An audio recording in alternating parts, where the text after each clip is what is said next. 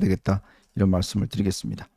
자, 저는 이제 두 번째 이슈로 한번 넘어가 보겠습니다. 여러분 보시면서 구독과 좋아요 알림 꼭 부탁드리겠습니다.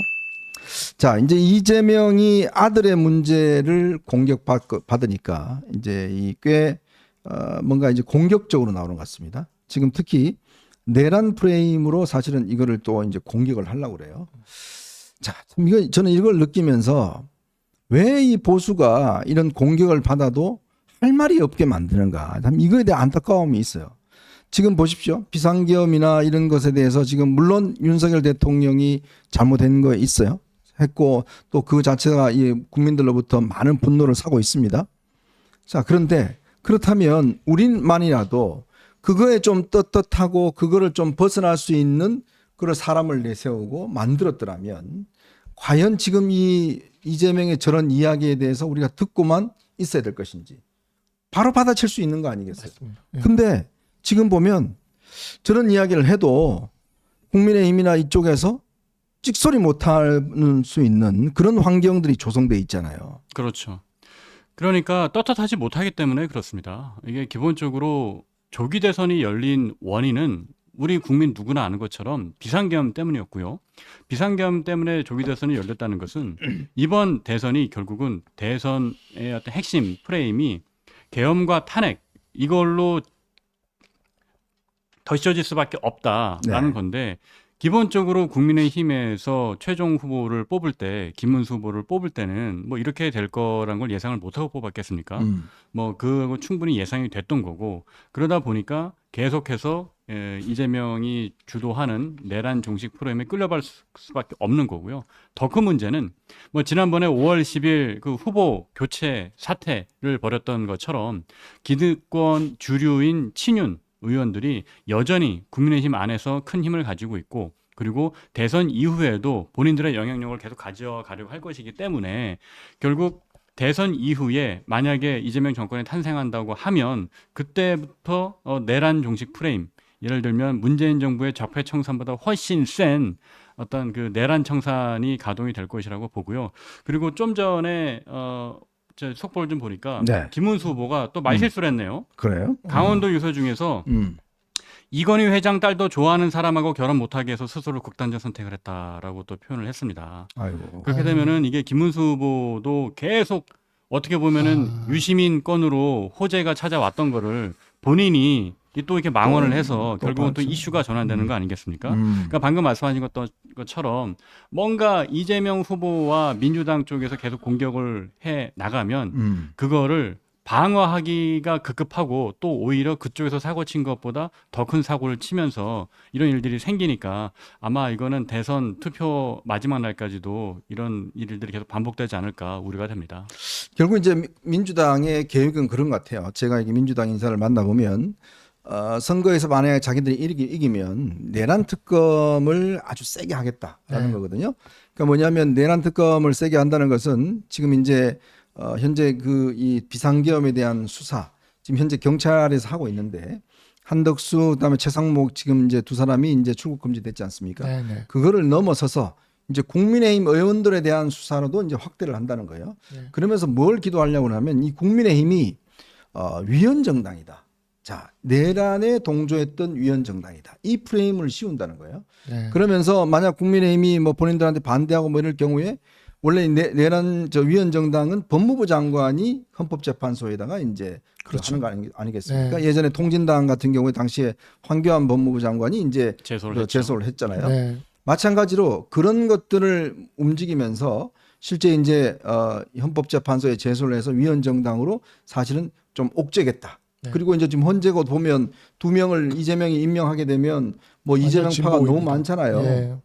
그러니까 그렇게 돼버리면 만약에 지금 친윤들이나 지금 뭐 이런 사람들이 당권을 잡고 있는 상황에서는 뭐 저항을 한들 국민적으로 보면 과연 내를 추경호도 수사하고 뭐 전화받은 나경원도 수사하고 뭐 이렇게 돼버리면 이게 이제 궁지에 몰릴 수밖에 없는 거 아니겠어요? 그렇죠. 그렇다면 이거를 대항할 수 있는 무기를 뭔가 있어야 되는 게 아닌가라는 생각이 들어요. 네.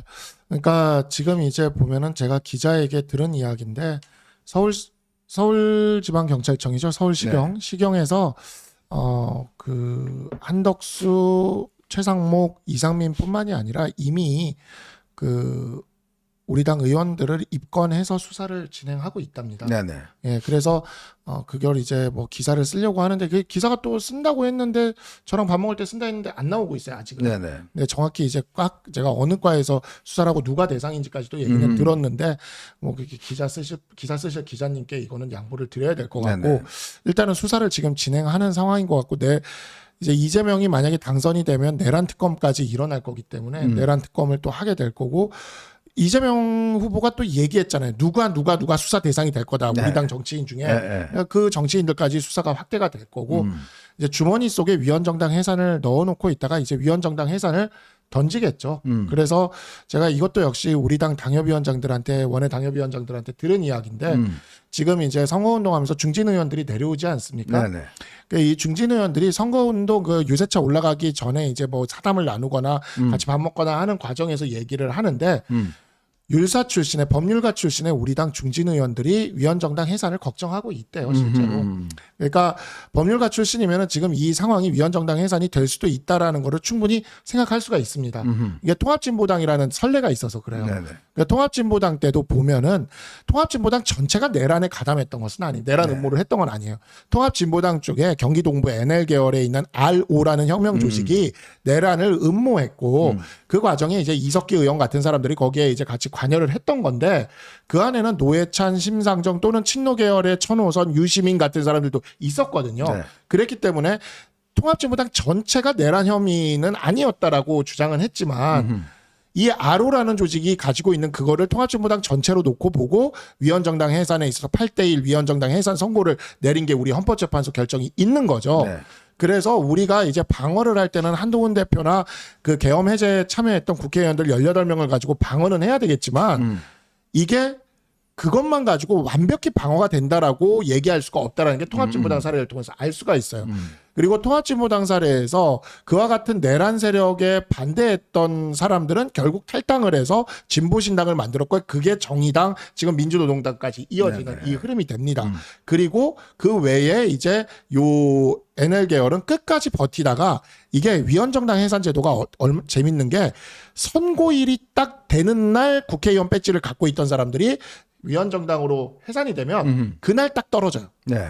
그날 딱. 그러니까 그 전에 탈당을 하면 배지가 안 떨어져. 안 떨어지는 거죠. 그래서 이게 잘 생각을 해야 되는 게 민주당은 위원정당 해산 카드를 주머니에서 만지작거리다가 자기가 정치적인 위기가 올 때 쓸 겁니다.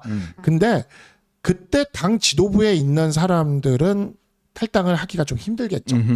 왜냐하면 그 사람들은 당과 함께 옥세를 해야 되는 사람들이니까 버텨야 되고 그래서 그 사람들은 아마 배지가 떨어질 거예요. 근데 당 지도부가 아닌 사람들인데 뭐 예를 들어서 그 계엄에 관여했던 사람들 중에 탈당하는 사람들이 나올 수도 있다. 그러니까 그런 상황들이 앞으로 이제 펼쳐질 수가 있다. 그리고 이게 가능한 이유가 뭐냐면 이재명의 민주당은 개헌선을 확보하고 싶을 겁니다. 근데 이 문재인 정부 때 검수완박을 해가지고 형사 재판을 엄청 늘어지게 네네. 만들어놔서 조국도 5년 걸렸잖아요. 그래서 지금 내란죄 해가지고 해봐야 임기 끝날 때까지 대법원 판결 안 나올 수도 있어요. 뭐 계속 붙잡고 있는 거죠. 계속 붙잡고 있으면. 그러면 위원정당 해산으로 배지를 떨어뜨린 다음에 보궐선거로 개헌선을 넘겠다는 작전을 쓸 수도 있다. 충분히 가능한 시나리오입니다. 결국 이제 앞으로 국민의힘이 어떤 방향으로 가야 될지 저는 최근에 이재명 이런 이야기를 한번 한 적이 있습니다. 당시에 왜 국회에서 이제 해제를 위한 소집을 했는데 왜 국민의힘의 원내대표는 자꾸 당사로 사람들을 모이라고 그랬느냐. 요 부분을 계속해서 강조한 바가 있어요. 네. 물론 그때 이제 한동훈 대표는 계속 이제 국회에 와달라라고 했는데 이제 이 단톡방에 들어와 있던 원내대표를 비롯해서 전부 다 당사로 왔지 않습니까? 네. 이제 그런 부분들을 이제 이재명이 딱 보는 거잖아요. 아, 요런 게 당신들이 저거다 이렇게 보는 건데. 자, 이렇게 지금 이재명과 민주당이 앞으로 집권할 경우에 뭔가 국민의힘의 길을 꺾기 위해서 이렇게 공격이 들어올 거 아니겠습니까? 예. 자, 그렇다면 결국 국민의힘도 어떤 무기로 싸워야 될지는 이제 뭐 자명한 게 된 거 아닌가요? 싸울 무기가 없죠. 제가 기억하기로는 아마 3주 전에 제가 여기 어벤져스 여기 나와서 네. 그 이선 배우가 말씀 나눴던 게 그때도 위원정당 얘기를 좀 했었던 것 같은데, 근데 제 생각에는 일단 그거부터 좀 짚고 넘어가면 저는 박성서 변호사님과 의견이 조금 같으면서도 다른 측면이 손에 쥐고서 칼집에 칼을 넣고 아마 정작 칼을 빼진 않을 거예요. 왜냐하면 두 가지 이유입니다. 첫 번째는 이석기 때처럼 아마 그 순장하는 의원들이 별로 없을 겁니다. 그러니까 내가 위원장당 결정이 날 때까지 남아 있다가 아 그래 의원직 배지가 떨어지더라도 나는 내 소신과 철학을 지키겠어 하고 남아 있을 친윤들이 없을 거다.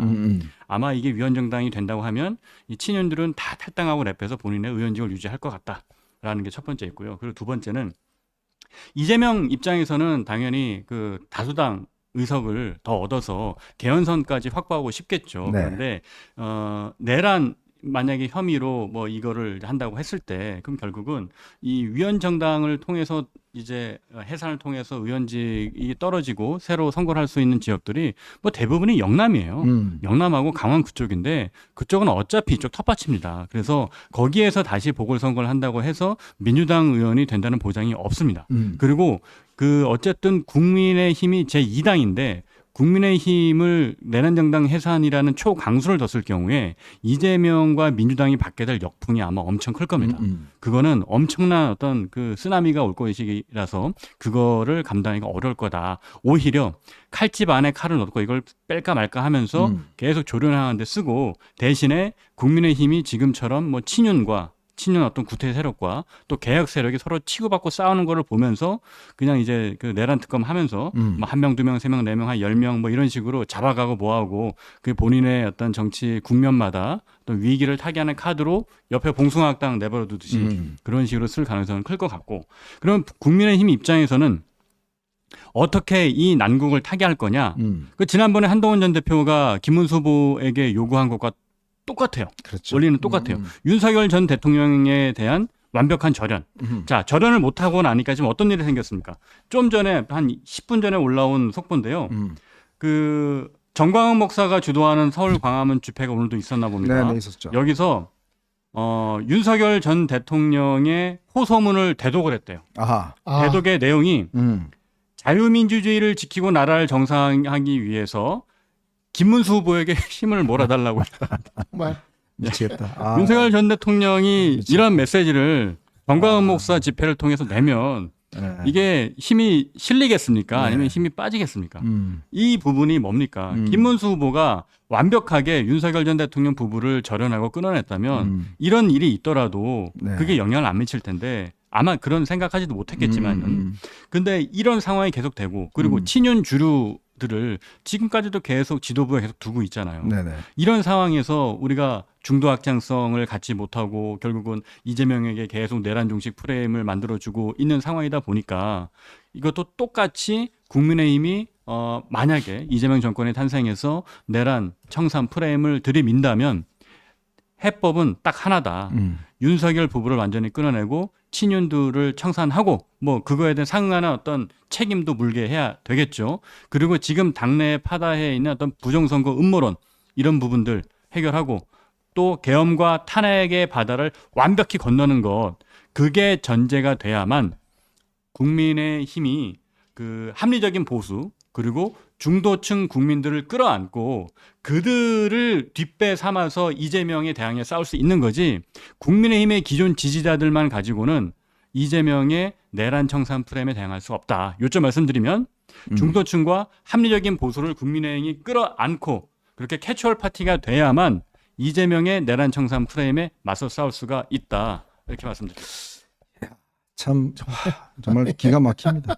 참 이렇게 이재명의 정치 생명을 살려주고 선거까지 만들어주고 또 선거운동도 해주고 네. 마지막까지 참 유리한 이 유시민 이슈가 나와서 어떻게 김문수가 조금 해보려고 하는데 거기에 또 찬물을 끼얹고 도대체 정말 기가 막힙니다. 일등공신입니다. 이게 뭐 제가 보면요.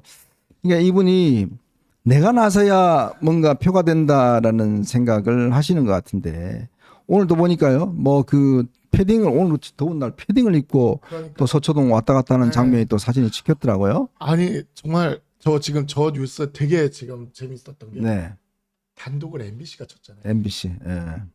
TV조선이나 채널A가 치질 않고 MBC 뭐 신났죠 뭐. MBC가 윤석열 대통령 얘기를 뭐하러 MBC가 치겠습니까? 네. 누가 유리한지를 아는 거예요. 그리고 정말 제가 작년 총선 때 진짜 든든했던 게 뭐냐면 네. 문재인 대통령이 어느 날 갑자기 어이구 하고 양산에서 그렇죠, 나와가지고 그렇죠. 낙동강 멜트를 한 바퀴 도셨잖아요. 그거 확 바뀌었잖아요, 보니까. 이기겠다 싶었어요 그때. 네, 네. 그래서 진짜 낙동강 멜트 지키지 않았습니까? 음. 진짜 대단합니다 정말. 그러니까 이게 망상에 빠진 사람의 하는 행동일지 모르겠습니다. 솔직히 뭐 아니면 정말 이재명을 살려주기 위해서 이재명을 끝까지 당선시키기 위해서 하는 행위인지는 모르겠지만 글쎄요. 이렇게 정광훈 집회에서 이렇게 대동을 하고 김문수 찍어주라고 그러면 아이고 많은 사람들이 아이고 김문수 찍어야 되겠네라고 찍겠습니까? 네? 저는 그래서 정말 의심이 드는 게 음. 김문수 후보는 본인이 이번 대선에서 승리할 생각을 원래부터 갖고 있었던 것인지가 의심스러워요. 네. 그러니까 누가 봐도 상식적으로 생각하는 국민이라면 계엄과 어떤 탄핵 때문에 열린 대선인데 그러면 윤석열 전 대통령 부부를 완벽히 끊어내고 가는 것이 이게 당연히 이 대통령 선거의 ABC로 치면은 A 첫 번째 해당할 텐데 네. 왜 그거를 김문수 후보는 끝까지 이거를 잡고 놓지를 못하는지 저는 그 부분이 정말 이해가 안 돼요. 그래서 사실은 제가 이 이야기를 들어보니까 이 참모들이 3차 토론을 하기 전에 김문수 후보한테 오늘 토론에서는 윤 전 대통령과 조금 선을 긋는 말씀을 좀 하시는 게 어떻겠느냐라고 네네. 건의를 했다고 그래요. 그랬더니 김문수 후보가 뭔 소리야 지금. 그래서 이런 지하에 끊어버렸다고 그럽니다. 끊어버리고 그러면서 이제 그 이야기를 했잖아요. 네. 그분 탈당한 사람이고 나 아무 상관없다. 예. 이런 이야기만 했지 않습니까? 예. 그래서 참모들이 오늘은 좀 분명하게 좀 이야기를 하는 게 네. 우리의 선거 전략에 도움이 되겠다라고 하면서 아주 그 핵심 지금 있어요. 그 사람이 제이 모 씨 있습니다. 네. 그래서 이야기를 했는데 뭐 기뚱으로도 안 들어서 자기도 이제 두 손 두 발 들었다. 그러면서 이게 도대체가 어떤 선거 전략이나 이런 걸 이야기를 하면 도무지 듣지 않고 그냥 자기 중심대로 하다 보니까 이게 이제 확장성의 너무나 한계가 네. 뚜렷하게 나타난 거 아니냐. 지금 우리가 서두에도 이야기했지만 물론 대구 경북이 아직 이제 이 투표가 뭐 본투표 때만 하실 수도 있겠습니다만은 네. 제가 볼 때는 본투표도 썩 높지 않는 이유가 다 아시겠지만 사실은 이 국민의힘 지지층 중에서는 물론 뭐 김문수 후보를 절대로 지지하는 분도 계십니다만은 그렇지 않는 분들 그러면서도 이 김문수 후보가 좀 더 이 분명한 선을 그어주기를 바라는 분들 그렇게 좀 해주면 권성동도 좀 쳐주고 지금 권성동 오늘 또요 유세 갔다가 그 밑에 있는 분들이 니나 잘해 니가 가 뭐 굉장히 야유를 들었어요. 꿋꿋하게 본인이 연설하는데 밑에서 그냥 그런 이야기를 하는 분들이 많단 말이에요. 근데 그거를 지금 끝까지 못 끊고 또 오늘 저런 메시지까지 나오면 이게 과연 득표에 도움이 되겠냐는 거예요. 그러니까요. 이게 지금 사실 누가 지금 이 대선보다 그러니까 연불보다 제밥에 관심이 있듯이 대선보다 당권에 관심이 있는 그런 모습을 보이는 건지를 모르겠어요. 근데 김문수 후보는 지금 대선 후보로서 나중에 당대표가 된다 해도 대선 후보로서 다시 나올 가능성이 없어요. 네네. 이번이 마지막 대선이라고요. 그러면 이길 수 있는 모든 방법을 써야 되는 건데 왜 그 길을 선택하지 않는지 저도 진짜 안타깝기도 하고 궁금증이 드는데 권성동 의원은 명확한 목적이 있어 보입니다. 있어 제가 보이죠? 네, 얼마 전에 이제 당에서 이야기를 좀 들었는데 네. 이번 대선에 대해서 당에서는 이제 패배로 대충 좀 이해를 하고 있는 그런 분위기인 것 같아요. 네. 근데 이 시나리오가 두 개가 있다는 이야기를 좀 전해 들었어요. 그래요? 예, 그래서 패배를 하는데 앞자리가 4자로 끝나게 패배를 하면 전당대회를 한다. 4자를 끝나면 전당대회 한다. 젖잘싸로 몰면서 졌지만 잘 싸웠으니까 우리 우리가 계속 전당대회 가야 합시다. 된다? 예, 이렇게 해가지고 전당대회를 한다. 그럼 누가 나와요? 그 뭐 나오는 사람들 뭐 예상되는 사람들이 다 언급되고 있는데 K모 씨? 예, 그 다 하는데 거기에 이제 그 올라오는 그 사람들 물망에 올라오는 사람들 중에 권성동 의원도 있는 거예요. 예, 그러니까 권성동 의원은 전당대회가 돼도 나올 것 같고 그 다음에 이제 두 번째 3자로 첫 자리가 3자로 해서 진다. 네. 그럼 이건 누가 봐도 참패잖아요. 3자로 지면은 전당대회가 무슨 소리냐? 혁신형 비대위를 하자. 라고 이야기를 한다는 거죠. 근데 우리 당원 당규상 혁신형 비대위를 한다 그런들 비대위원장 임명권은 원내대표가 있어요. 아. 그러니까 권성동 의원이 이번에는 비대위원장을 임명하는 거죠. 그래서 원내대표를 안 내려놓은 거예요. 그래서 안 내려놓는 거라는 거죠. 그래서 이제 그러한 이야기가 당내에서 지금 돌고 있습니다. 근데 혁신할 사람이 누가 있어요? 뭐 이야기는 제가 듣긴 들었는데 네. 요즘 열심히 선거운동 하시는 분이 이재명 운동하시는 분 아니에요? 제가 너무 힌트를 세게 들었나? 네. 사실 이제 친윤 주류 그룹들의 이제 젖잘싸 빌드업은 제가 생각하기로는 한덕수 영입 때부터 시작이 된 거라고 봐요. 왜냐하면 그분들도 한덕수를 영입해서 본인들이 정말 승리할 거라는 생각은 아마 확신은 못 가졌을 겁니다. 네네. 그거를 알려줄 수 있는 것 중에 하나가 지난번에 이제 3주 전에 저희 나왔을 때 그때도 또 똑같은 얘기를 했었는데 한덕수 전 총리가 무슨 말씀을 했냐면 그때 이제 대선 출마한 이후에 이런 이야기를 했어요. 당권은 당의 운영은 당에 오래 계셨던 분들이 하고 나는 당에 개입 안 하고 국정만 하겠다. 네. 그 얘기는 뭐냐? 당에 오래 계셨던 분들이라는 거는 결국 이제 친윤과 주류 기득권을 얘기하는 거죠. 그렇죠. 결국은 본인이 대선에 출마를 해서 당선이 되든 안 되든 결과론적으로 당의 기득권은 계속 친윤이 가져가는 거고 그리고 얼마 전에 한덕수 총리 출금 조치 되지 않았습니까? 네네. 만약에 한덕수 총리가 대선 후보가 됐다면 이게 뭔 망신입니까? 아유, 망신뿐만 아니라 그냥 망하는 거예요. 그리고 한덕수 전 총리가 이렇게 뜬 이유가 통상 전문가라 그래서 떴는데 통상 전문가가 미국에도 못 갈 정도로 출금 조치가 돼버리면 네. 이거는 전 세계적으로도 이게 웃음거리가 되는 거잖아요. 네. 그러니까 그런 어떤 저간의 사정을 그들이 모를 리가 없어요. 그럼에도 불구하고 한덕수 총리를 내세워서 하려고 했던 점 그리고 김문수 후보가 결국은 앞서서 계속 얘기했지만 확장성이 없는 가운데에서도 이렇게 계속 좀 밀어붙이는 이유 그 뒤에서 이것들을 결국 관할하고 또 어느 정도 자기들이 영향력을 행사하려는 친윤들은 이미 오래전부터 젖잘싸 빌드업을 세워왔다. 저는 그렇게 보고 있습니다. 네. 참 걱정됩니다. 선거 이후도 참 많은 걱정을 한 말씀만 더 드리면 낳게 합니다. 그래서 이제 심지어 그 우리 언론계의 원로이신 조갑재 선배님께서 예측을 하셨습니다. 400만 표에서 600만 표 차이로 질 것이다. 그러니까 400만 표, 600만 표 차이는 제가 기억하는 그 2007년 대선이 네. 정동영 후보가 이명박 후보와의 차이가 550만 표인가 550만 표. 예, 엄청난 차이가 났었죠. 그러니까 그 정도의 준하는 차이가 날 거다. 조갑재 선배가 그렇게 예측을 또 했습니다. 네. 네, 저희는 이제 마지막 이슈로 한번 넘어가 보도록 하겠습니다. 여러분 보시면서 구독과 좋아요 알림 꼭 부탁드리도록 하겠습니다. 자,